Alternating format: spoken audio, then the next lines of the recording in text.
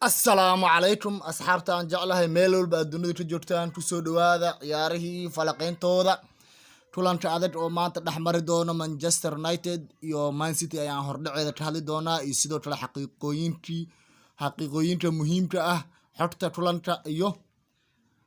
dhaawacyada iyo ganaaxyada ciyaartooyda ku kala maqan yihiin marka fadlan intaan usii gudagelin waxaan iga codsanayaa asxaabta aan jeclahay inaad subscribe i saartiin haddii aad ku cusub tahay channelka like nasaara si dad badan ay u gaaraan sidoo kale waxaan iga codsanaynaa inaad shayga ku qabataan asxaabta ciyaaraha jecel aad la wadaagtaan waana mahadsantihiin kooxda kubadda cagta Manchester United ayaa waqtiga qadada ay maanta waxay garoonkeeda Old Trafford kusoo dhaweyn doontaa kooxda ay isku magaalada yihiin ee Manchester City labadan kooxood ayaa u dhaxeeyaan saddex dhibcood waxaana Red Devils oo badisa ay xaqiijin doontaa inay soo qabato City hadiise laga badiyana Sky Blues ayaa 6 dhibcood ka sareyn doonta United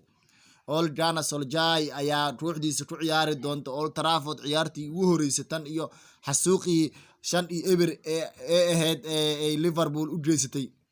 Theatre of Dreams taas oo keentay in macalinka Red Norway oo uu ku dhawaado inuu shaqada laga ceeriyo laakiin ciyaartii xigtay ee Tottenham soo barbareen waxay soo tarbaasheen ayaa Solskjaer sabab u noqotay in shaqada laga ciidiyo Nuno Espirito Santo kadib markii ay 3-0 kusoo tarbaasheen waxaana goolasho soo dhaliyay Ronaldo iyo Cavani iyo Marcus Rashford ciyaartii xigtay Atalanta ee Champions League u safreen Atalanta oo ugu xigtay ayay u tageen wadanka Talyaani waxayna 2 gool oo laga hormaray ay ka dhaliyeen Josip iyo Dufan oo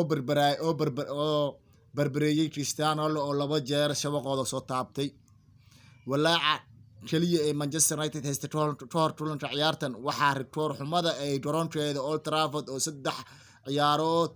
saddexdii ciyaarood ee ugu dambeeyay ee horyaalka ee 1 dhibic oo kaliya ku heleen isla markaana laga dhaliyay goolashii ugu badnaa Man City ayaa iyaduna raadinaysa inay ku soo laabato jidka guusha ee horyaalka kadib markii ay guuldaradii 2-0 ee ahayd isbuucii hore ay u soo xambaarisay Crystal Palace taas oo ahayd goolashii uu ka dhaliyay Wilfred Zaha iyo Conor Gallagher halka Laporte oo ka dhacas laga siiyay oo iyo 3 ciyaarood ganaax ku seegayo kooxda horyaalka difaacanaysa Man City waxay guuldaradaas kaga soo tabatay guul weyn ay kusoo gaareen Club Brugge ay kusoo garaaceen 4-1 ciyaar ka tirsaneyd horyaalka Champions League waxaana goolashas u dhaliyeen Sterling Black Ronaldo Chris Gabriel Jesus iyo Phil Foden iyo Ryan Mahrez ayaa min hal gool kala dhaliyay rikoorada labada kooxood kala haysta iyo xaqiiqooyinka muhiimka ayaan ka hadli doonaa Manchester United wax guuldaro ah lama kulmin 4 ciyaarood ee ugu dambeysay ee Manchester City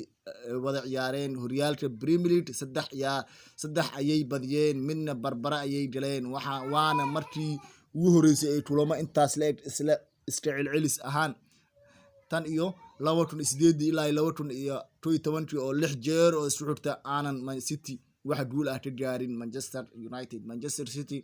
way wada guuleysatay 7 ciyaarood ee Manchester United martida ugu noqotay Old Trafford waana kooxda labaad ee kulamada ugu badan ee guul isku xiga ah ka soo heshay Old Trafford kaliya Liverpool ayaa 7 jeer ku soo guuleystay oo isku mid yihiin Manchester United waxay guuldareysatay 7 ciyaarood oo dhammaan tartamada oo dhan garoonka ay ku ciyaartay sanadkan 2022 waxaana ugu dambeysay in sanad gudihii tiri intaas la eg u garaacdo sanadkii 2022 ma dhicin in hal sano gudihii 8 jeer laga badiyo Old Trafford tan iyo sanadkii 1989 balse Man City ayaa maanta records gaari doonto sidoo kale xogta kulanka Manchester United Man City tartanka waa Premier League waqtiga qadada 9 saac bar saacada Geeska Afrika garoonka Old Trafford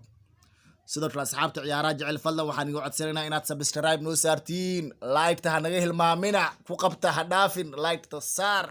sidoo kale share ku qabo asxaabtaada la wadaag waana mahadsan